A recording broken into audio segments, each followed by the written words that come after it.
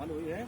और चाहे वो तहसील से हो, चाहे वो जिले से हो, और जब उसकी राजधानी से ही मैसेज जाता है तो पूरे देश में वो मैसेज जाता है। इसलिए हम आज जो है आप लोग क्या आह्वान करना चाहते हैं, जो आपका कल का कार्यक्रम है, आप लोगों से क्या आवेदन, क्या निवेदन, क्या संदेश देना चाहते हैं हमारे यूट्यूब और फेसबुक के माध्यम से? मैं ये संदेश देना चाहता हूँ देश की जनता को कि ओबीसी वर्ग से जो आते हैं, ओबीसी SC ST की जो लोग हैं, जिनकी जो है पीड़ित हैं, और पीड़ित के लोग जो हैं उनकी आवाज़ उठाने के लिए हमारी जो है ओबीसी महासभा संगठन जो बना है वो लगातार आवाज़ उठाते आए हैं और उठाते जाएंगे।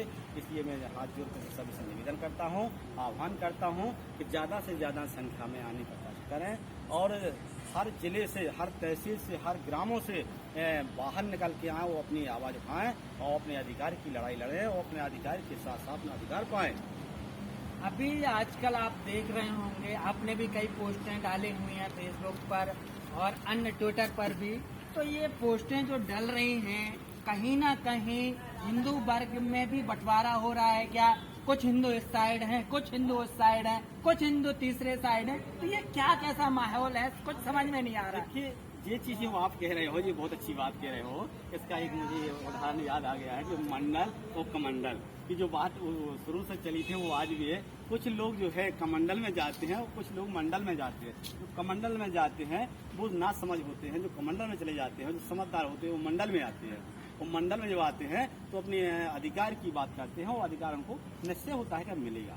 तो आपने जो मंडल और कमंडल वाली बात छेड़ी हुई है, तो मैं आपको बता दूं कि मंडल वाले जो लोग हैं कहीं ना कहीं बहुत पीछे हैं, जबकि आपको याद हो, आपने देखा हो, आपको अगर मेमोरी में हो तो कमंडल वाले और मंडल वाले आज भी बड़े बड़े पदों पर हैं, आज भी उनकी कई राज्यों में सरकारें हैं। तो ऐसा क्यों, अगर ये कहना चाहते हो तो? देखिए, ये आपने बहुत अच्छा प्रश्न किया है कि बहुत बड़े पदों पे हैं और पदों पे रहे हैं। क्या उन्होंने पहले से जो सत्ता जमाई है, सत्ता में रहे हैं। हम लोग पीछे इसलिए हैं कि हम लोग इस राजनीति को समझ नहीं पाए हैं। हमारे लोग जो है शिक्षा से दूर रहे हैं और गाँव में रहे हैं। गाँव में और रहने का कारण ये होता है कि हम लोग शिक्षा से दूर रहे, इसलिए ऐसा अफवाहों से नहीं जुड़ पाए।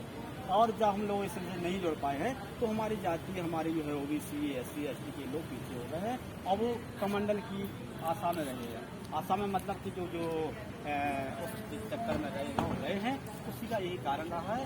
हम लोग इसलिए हमारे तो जो कल यहाँ पर कार्यक्रम होना है तो लगभग कितने लोग यहाँ पर आने की संभावना है? यहाँ पे कम से कम लाखों की संख्या में जुड़ेंगे सब लोग और आना चालू है। हमारी दूर दूर से सब लोग आने लगे हैं और जो नेतागढ़ हैं, हमारे जो है बल्लक है, वो सब दूर से आएगा, कम लाखों की संख्या में। तो ये थे हमारे साथ गया प्रसाद पटेल जी, जो कि बिजौर से OBC महासभा के नेता हैं और यहाँ पर इन्होंने मेरे YouTube और Facebook के माध्यम से लोगों से आह्वान किया है कि आप कल आएं और OBC महासभा का जो कार्यक्रम है उसको सफल बनाएं। और यहाँ पर कुछ पुलिसकर्मी भी मौजूद हैं, यहाँ पर जायजा सुरक्षा व्यवस्था का जायजा लेने के लिए भी आए हुए हैं और लगातार अन्य लोग भी यहाँ पर आ रहे हैं। और कल पूरे दिन सुबह से नॉन स्टॉप आप कवरेज देखिएगा मेरे YouTube चैनल पर और मेरे Facebook पर। आपको एक एक पल पल की खबर, पल पल की लाइव आपको मैं यहाँ पर दिखाता रहूँगा। और कुछ लोग अन्य OBC वर्ग के जो नेता हैं वो आए हुए हैं, मैं उनसे भी आपकी बात कराना चाहूँगा। बहुत यहाँ OBC महासभा कोर कमेटी के जो सदस्य हैं वो लोग यहाँ पर आए हैं और अपनी बात रखेंगे। मैं अन्य लोगों से बात करवाना चाहूँगा।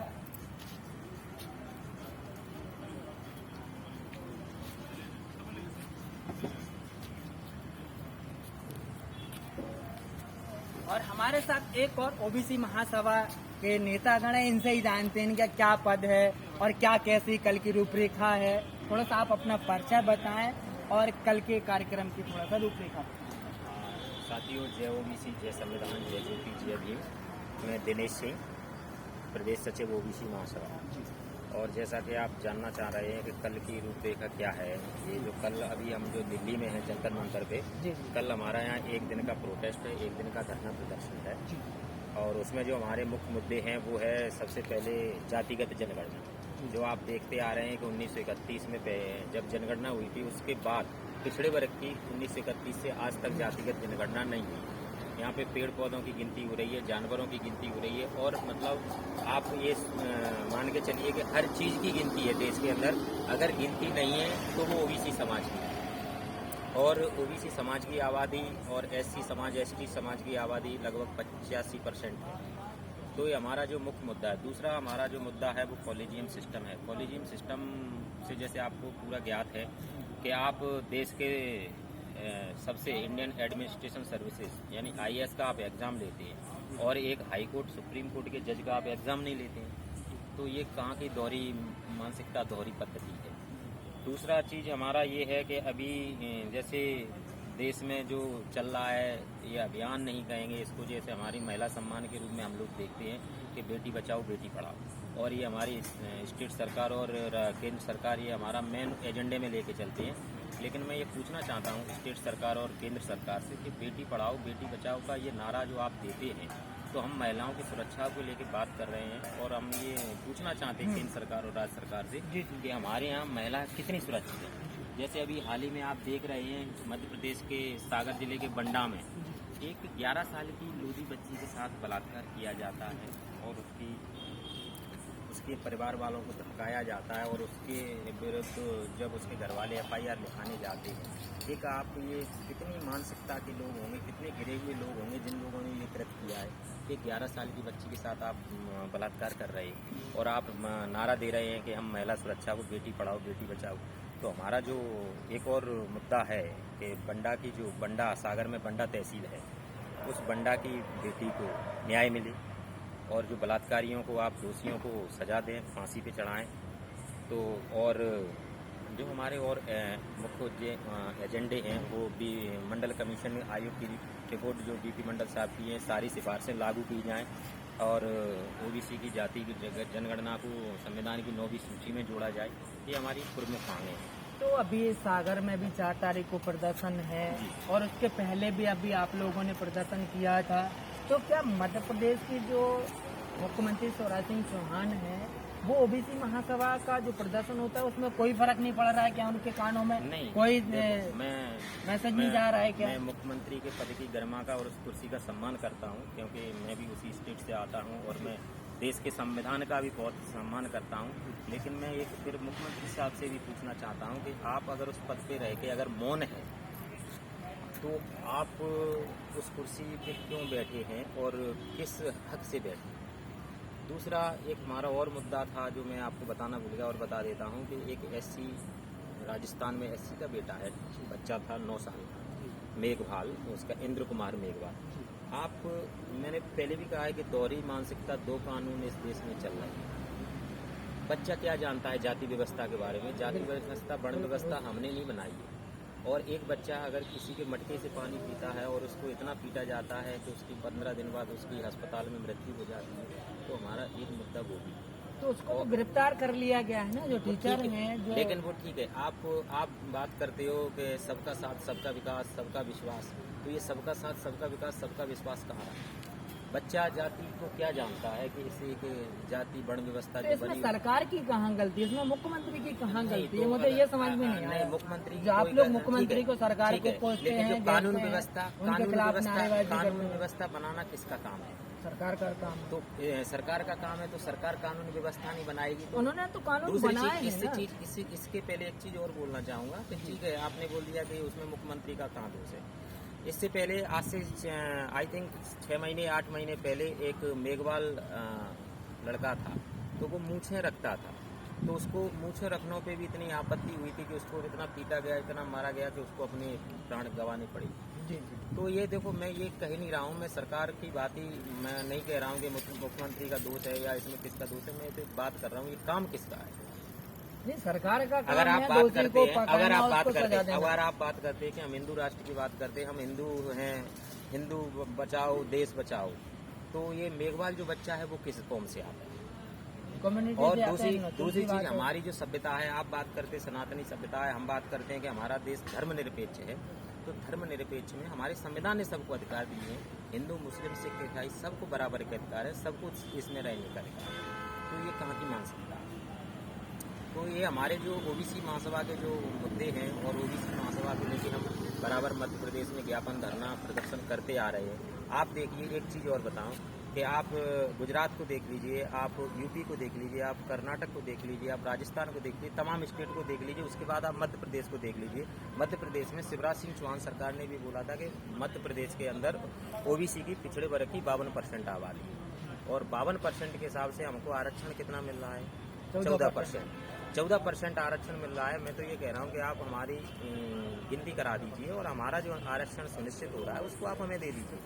आप सब जगह सब जगह 27% मिल रहा है। फिर आप बात करते हैं रोजगारी। मैं आपसे फिर पूछना चाहता हूँ कि 2019 से लेकर 2019, 20, 21 अभी तक PSC का रिजल्ट नहीं आया है। ये किसकी गलती है? आप अपना वकील कर देते, पिटीशन लगा देते हैं, आपके ही लोग पिटीशन लगा देते हैं। तो उन बच्चों को पिटीशन दायर करने गई थी ना, बीजेपी देखो, वो दोनों एक दूसरे के ही पूरक हैं, लेकिन इसमें नुकसान किसका है? नुकसान तो युवाओं का है, जो बेरोजगार हो रहे हैं उनका है। जो बच्चे आज से 4 साल पहले अगर वो 32 साल के हुए होंगे, आज वो 36 साल के हो गए, इसमें किसका दोष है? इसमें सीधे सीधे सरकार दोषी है।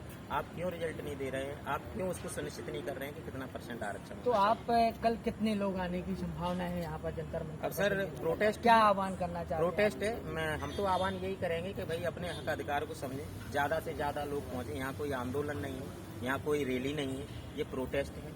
और ये हम क्योंकि हम पिछले 4 सालों से मध्य प्रदेश के अंदर प्रोटेस्ट कर रहे हैं, धरना के माध्यम से, ज्ञापन के माध्यम से, रैली के माध्यम से, लेकिन हमारी बात को नहीं सुना जा रहा है। तो इसलिए हमने ये इसको केंद्र को, दिल्ली को, जंतर मंतर को स्थान चुना है। तो हम ये लोगों से आह्वान करते हैं कि आप ज़्यादा से ज़्यादा आइए और आप अपने हक अधिकार को सुनिश्चित करना है, तो आपको ये अपने हक अधिकार की लड़ाई लड़नी है। तो ये थे ओबीसी महासभा के प्रदेश सचिव और अन्य लोग भी यहाँ पर मौजूद हैं, उनसे भी कुछ जानते हैं।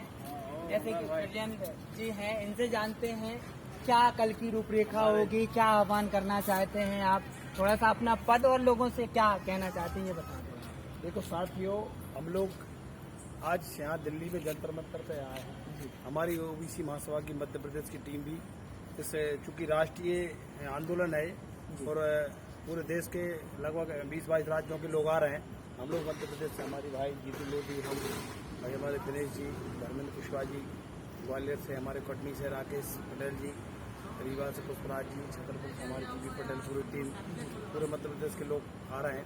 यहाँ पे हमने लगभग 8-10 मांगों को लेकर जाति की जनगणना है और हमारा जो आरक्षण का मुद्दा है और बैकलॉग की जगह सहित हमने कम से कम 1 दर्जन मुद्दों को लेकर राष्ट्रव्यापी कल हम मोदी सरकार से मांग करने के लिए यहाँ धरना प्रदर्शन आयोजित किया है और बड़े स्तर पर कार्यक्रम हो रहा है। प्रदेशों में तो हम लोग कर ही रहे हैं, लेकिन आज देश की राजधानी में हम लोग यहाँ आए हैं। तो कल हमारा सुबह 11 बजे यहाँ पर जो प्रोटेस्ट होगा, आपका मुख्य चेहरे कौन कौन से रहेंगे आपके?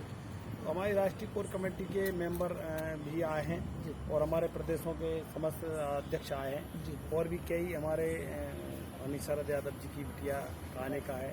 हमने अखिलेश जी को भी आमंत्रित किया है और छगन भुजबल जी को और भी बहुत बड़े चेहरे हमने आमंत्रित किए हैं।